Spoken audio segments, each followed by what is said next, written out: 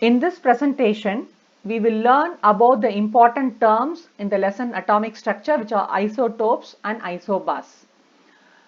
So first we will learn how to represent the atomic number and mass number of elements, which we learned in the previous videos. So first let us consider the fluorine atom, which is represented with the letter F. So the atomic number Z is equal to 9 and the mass number A is 19. So which means the number of protons and number of electrons are the same, which is equal to 9, and the mass number, which is number of protons and neutrons, is equal to 19. So now when you subtract 19 minus 9, we get 10, which is the number of neutrons which is present in fluorine atom. And you should also understand that the atomic number Z, which is a very important number, and it is the identity of a particular element, which you are supposed to be thorough at least for the first 20 elements, because the number of electrons present in an atom are going to decide its chemical reactions, its position in the periodic table, and so on.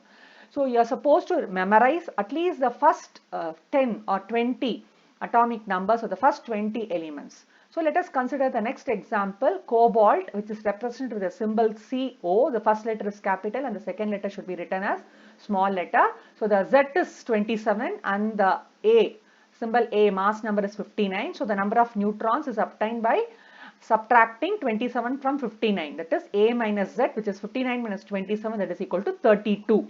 So 32 plus 27 will give you 59. So mass number is written usually as a superscript, that is above the symbol, and the atomic number Z is written below the symbol as a subscript. Now we'll consider the next atom of sodium, which is represented with the symbol Na. The atomic number 11 is written as subscript and the superscript is mass number, which is 23. So 23 minus 11 is 12, which is the number of neutrons present in sodium atom. And this is the way we have to represent the atomic number and mass number of elements. So now we also have an additional information where we have the atomic mass. So which is almost equal to the mass number. It is 22.9, which means the mass number, which is nothing but the number of protons and the number of neutrons present in the nucleus, decides the mass of the atom itself. Why? Because the electrons are of negligible mass, very less mass. Okay, now we'll move on to the next term, isotopes. So before going to the definition, just understand these three atoms. Now if you look into these three atoms, they all have the same number of protons, which is equal to 1. And definitely they all have the same number of electrons, which is also equal to 1.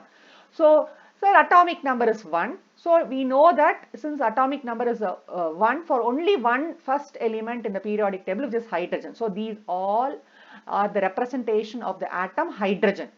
But if you consider the number of neutrons, they are not the same. Now in the nucleus, we here in the first one, protium, we have no neutrons, whereas in the second image, we have one neutron, which is called as deuterium, and in the third image in the nucleus of hydrogen atom we have 2 neutrons added.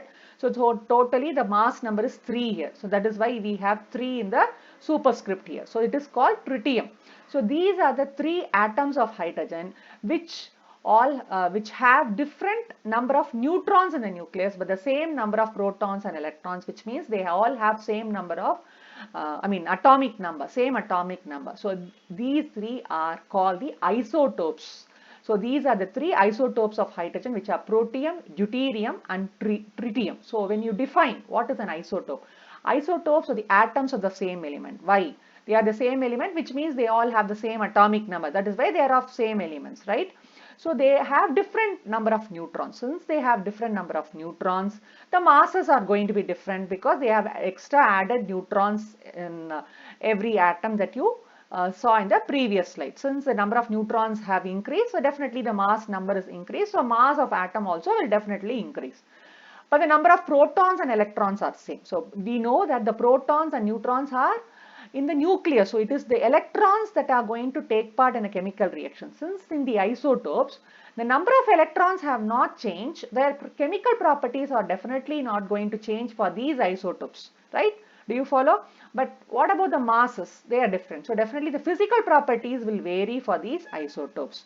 So different number of neutrons will contribute to different number of, mass number and different masses for these isotopes, whereas the chemical properties will be the same. Now we'll consider the next term isobar, where we have the protons are different, right? Number of protons are different. Here it is 18, 19 and 20. So they are different atoms.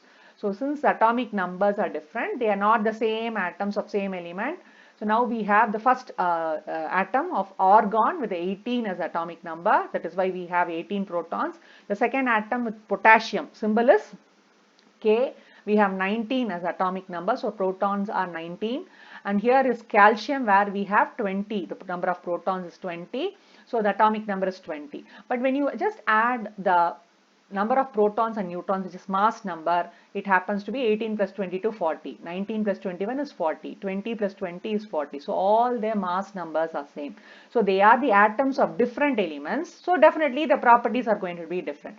But they have the mass numbers same. So these are called isobars. So how will you define an isobar? So the atoms which have different atomic numbers, because they are of different elements, that is why they have different atomic numbers. So they are of different elements like argon, potassium, calcium. But the mass number is same. So why do they have the mass number? It's just a matter of coincidence, right? So we have few more examples. Here we have nitrogen and carbon with the same mass number 14. The next are the example of sodium. Na is sodium and Mg is magnesium, which have the same mass number 24, right? So these are the examples of isobars. Now we'll differentiate what an isotope and isobar. So isotopes are the atoms of same element with similar atomic number but different atomic mass because of the change in the number of neutrons. Whereas isobars are the atoms of different elements. Definitely they have different protons and different number of electrons, but the mass numbers are same. So they have their different physical and chemical properties. Isobars will differ in their properties, both in physical and chemical, but whereas isotopes will differ only in the physical properties, but they all have the same chemical properties, which you have to remember. So when you differentiate, you will go wrong. So just be careful. So they are the atoms of same element, isotopes, whereas isobars are atoms of different elements. Now let us consider an example and you will tell me whether they are isotopes or isobars. I'll give you a clue. They all have 6 protons. So the atomic number is 6. So it is the identity of which element? Yes, it is carbon. So carbon, these are the atoms of carbon, but you see the mass number. So 6 plus 6 is 12. Here 6 plus 7 is 13. Here 6 plus 8 is 14. So the mass numbers are different, but the atomic numbers are same. So they are the isotopes of carbon atom. So here it is carbon 12, here it is carbon 13, and here it is carbon 14. So these are the isotopes of carbon atom, and this carbon 14 is a very important isotope of carbon which is used for finding the age of trees, fossils, especially in archaeology, right? So next is the example for isobars of different atoms, atoms of different elements having the same mass number. It is cerium and selenium. Fe is iron and Ni is nickel, which have the same mass number. Here argon with 40 mass number, potassium 40 again, calcium also with 40. So these are the isobars which have the same mass number, which are of different elements, right? Now you have an homework to be completed for this weekend. You have to fill the gaps. Hope you followed. Thank you.